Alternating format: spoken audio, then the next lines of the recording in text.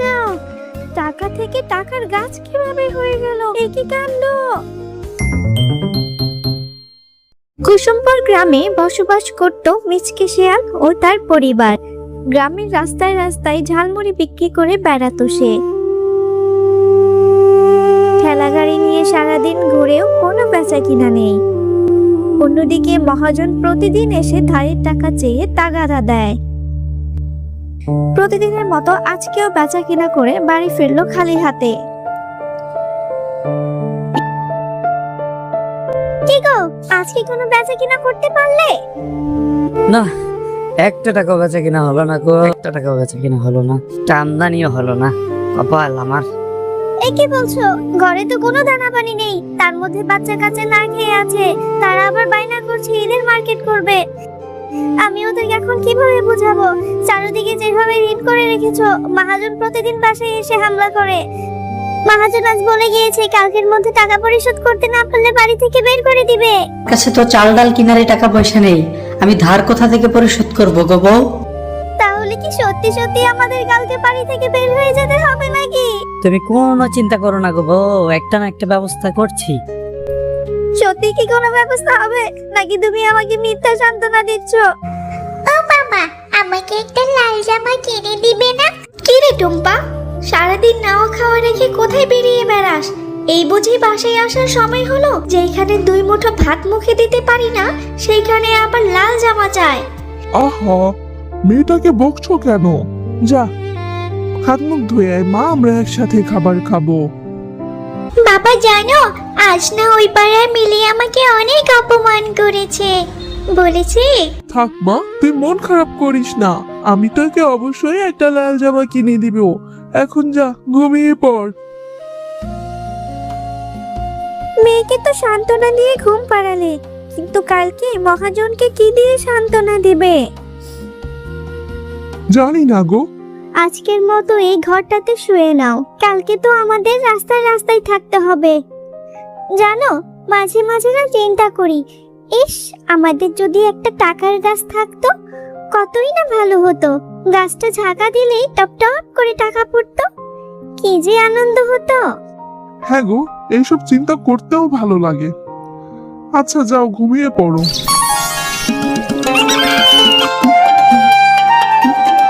মহাজন সাহেব, বাড়ি আছেন? মহাজন সাহেব। কি রে, এই সকাল সকাল তুই আমার বাড়িতে কি করিস?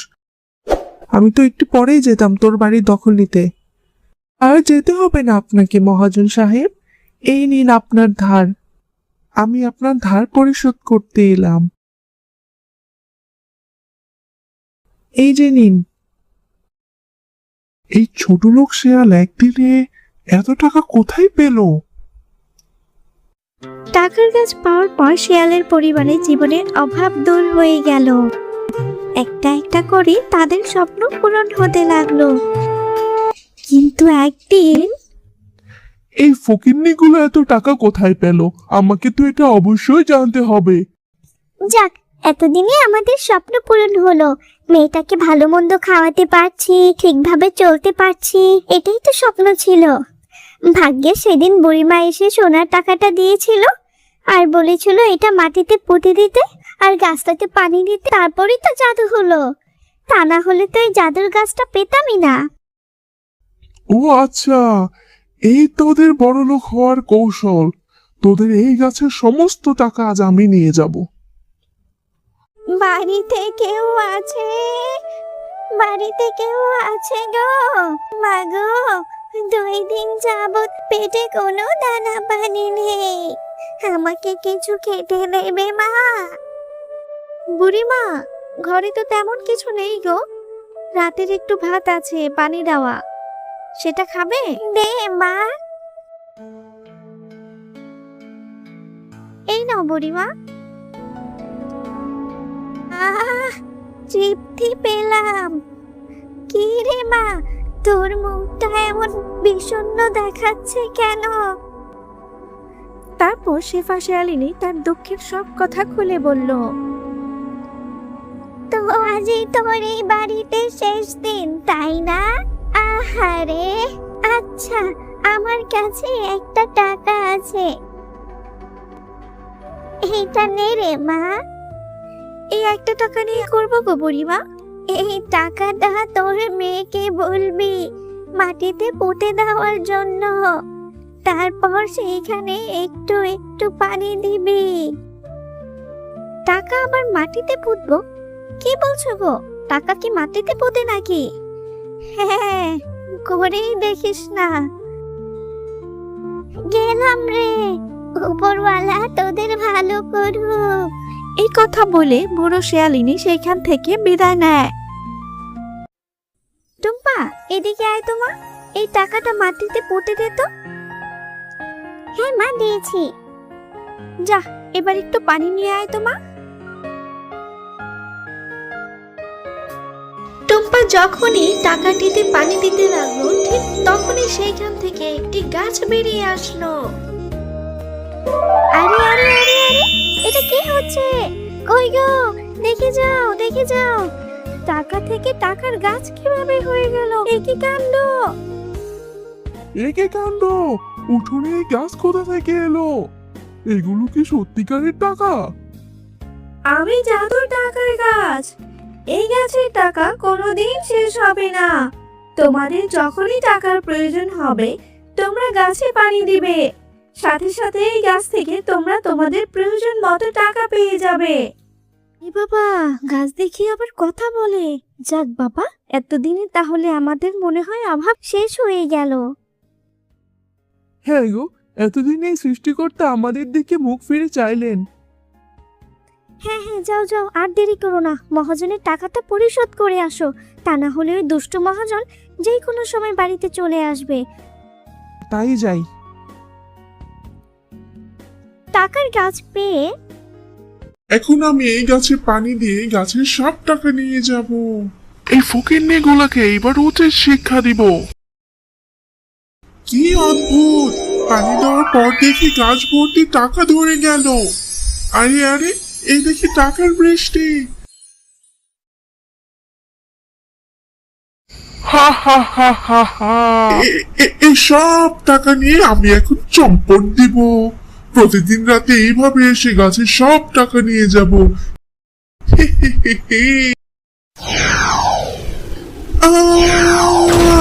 বাঁচাও বাঁচাও আমাকে!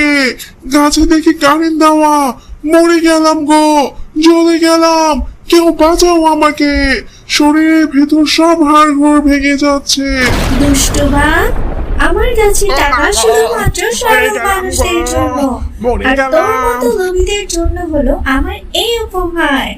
তুই ভেবেছিলি এদের ভাগ্য তুই নিয়ে নিবি, তাই না? এটা কখনোই সম্ভব নয়। শুধু লোভ আর লোভ।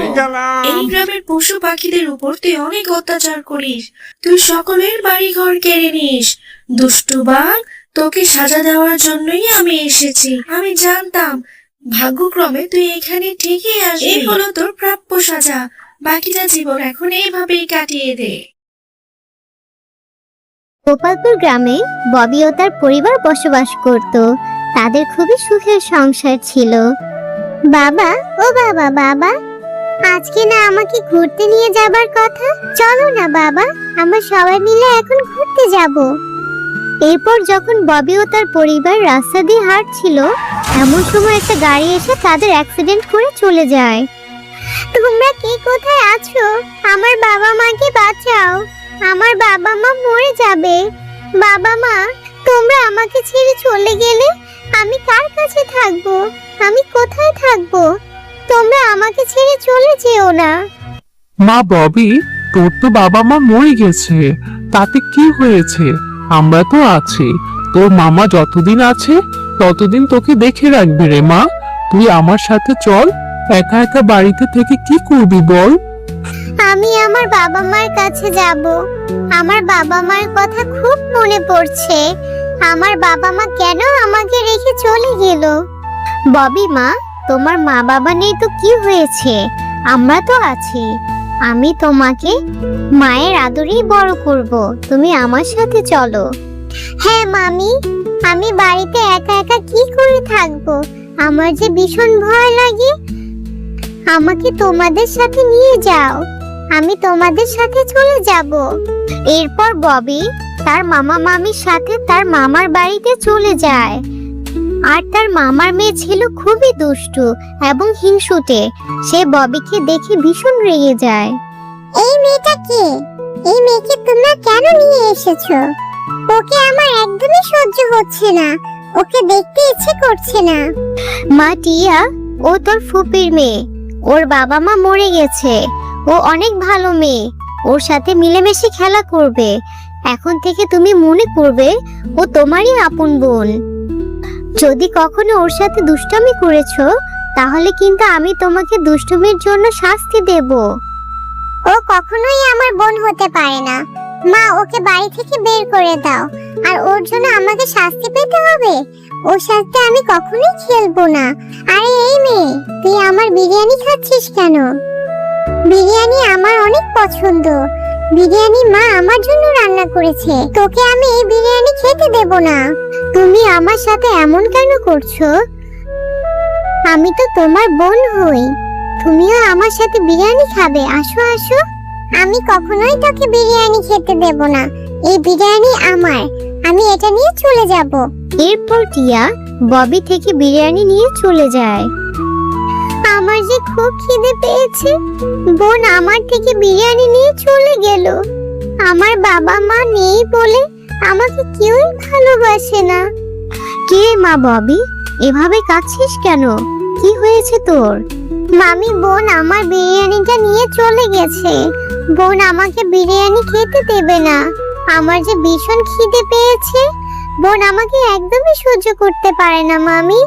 ও আচ্ছা, টিয়া তাহলে তোকে বিরিয়ানি খেতে দেয়নি, এর জন্য ওকে শাস্তি ভোগ করতেই হবে। আমি এক্ষুনি ওকে গিয়ে বোঝাচ্ছি।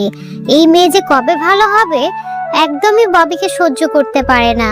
এরকম বদমেজাজি স্বভাবের জন্য আমি কোথাও গিয়ে শান্তি পাই না। টিয়া, আমি ববিকে বিরিয়ানি খেতে দিয়েছি, আর তুই ববি থেকে বিরিয়ানি নিয়ে এসেছিস। তুই ওর সাথে এমনটা কেন করলি? এর জন্য তুই বাড়ি থেকে বেরিয়ে যাবি। বাড়ির উঠানে গিয়ে কান ধরে দাঁড়িয়ে থাকবি। তুমি ওই মেয়েটার জন্য আমাকে বাড়ি থেকে তাড়িয়ে দিচ্ছ? মা, আমি কখনোই এটা ভুলবো না। আমার ওই মেয়েটাকে সহ্য হয় না। ও আসার পর থেকে তুমি আমাকে একদমই ভালোবাসো না। আরে তোর এই বদমেজাজি নিয়ে আমি আর পারি না। তোকে যেটা বলেছি সেটাই কর। এখনই বেরিয়ে যা বলছি। এরপর টিয়া বাড়ি থেকে রাগ করে বেরিয়ে যায়। আর বাড়ি থেকে বেরিয়ে সে রাস্তার মোড়ে কান ধরে দাঁড়িয়ে থাকে। আরে এই দুষ্টু মেয়েটাকে দেখছি কান ধরে রাস্তার ধারে দাঁড় করিয়ে রেখেছে। বেশ করেছে, এত দুষ্টু মেয়েটাকে শাস্তি দেওয়াই উচিত। বোন, বোন, তোমার হাতে ওগুলো কি? ওগুলো তো মনে হচ্ছে মিষ্টি। আমার যে মিষ্টি খেতে বেশ ভালো লাগে। আমাকে একটা মিষ্টি দাও না ওখান থেকে। আরে, তোকে আমি মিষ্টি দেব না। তোর জন্য আমাকে শাস্তি পেতে হয়েছে। তুই আমার আপন বোন না। তোকে আমি কখনোই মিষ্টি দেব না। সোজা কথা করে এখান থেকে যা। আমার খাবারের উপর ভাগ বসা। তোকে কিভাবে শাস্তি দিতে হয় এটা আমি জানি। এখন মাও তোকে শাস্তি দিবে, দেখ। আমি হাঁড়িটা ফেলে দিয়েছি, এখন আমি মাকে বলবো এটা তুই ফেলেছিস। মা, ও মা, কোথায় গেলে? দেখো, ববি আমার মিষ্টির হাঁড়িটা ভেঙে ফেলেছে। ও মা, ববিকে শাস্তি দাও। ও মা, দেখো দেখো, ববি এই মিষ্টির হাঁড়িটা ইচ্ছে করে ভেঙে ফেলেছে।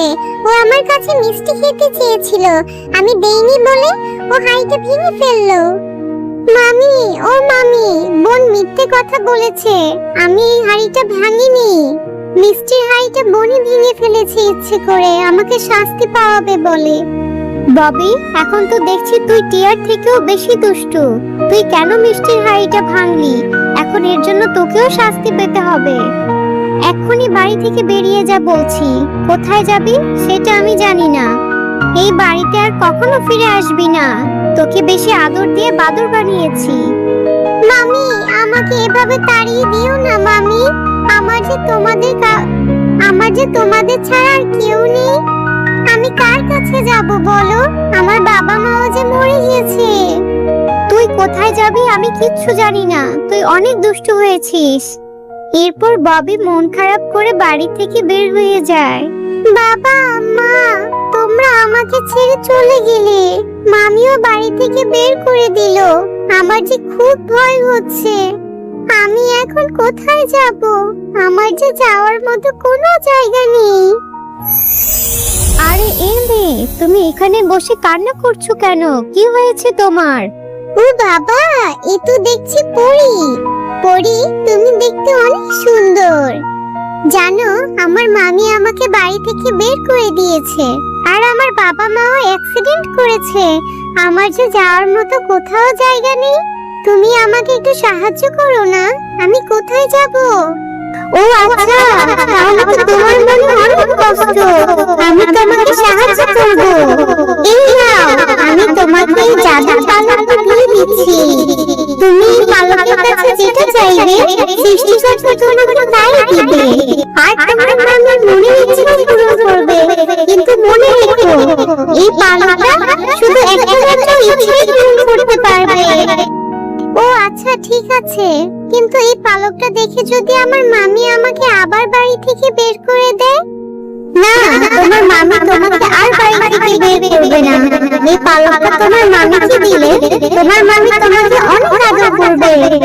এবার তুমি বাড়িতে চলে যাও।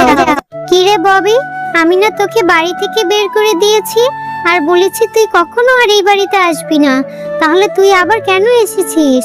আর তোর হাতে এটা কি? মামি, এটা জাদুর পালক। এই পালকটা আমাকে একটা পরী দিয়েছে।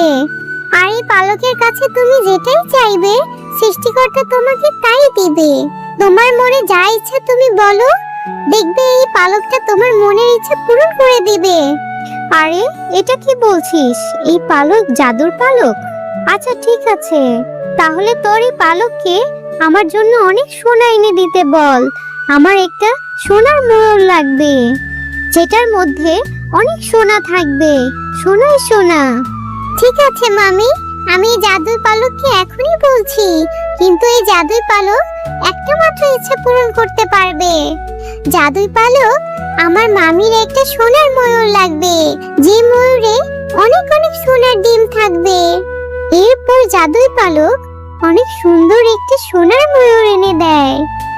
মামি, দেখো দেখো, সত্যি একটি সোনার ময়ূর হয়েছে। নিশ্চয়ই এই সোনার ময়ূরের মধ্যে অনেক সোনার ডিম পাওয়া যাবে। আরে সত্যিই তো, অনেক সুন্দর সোনার একটি ময়ূর, চকচকে একটি সোনার ময়ূর। চল আমরা এই ময়ূরের ভেতর যেয়ে দেখি। আর এই ময়ূরের ভেতর তো দেখছি সবকিছুই সোনা, সবকিছু কি সুন্দর চকচক করছে, অনেক সোনার ডিম।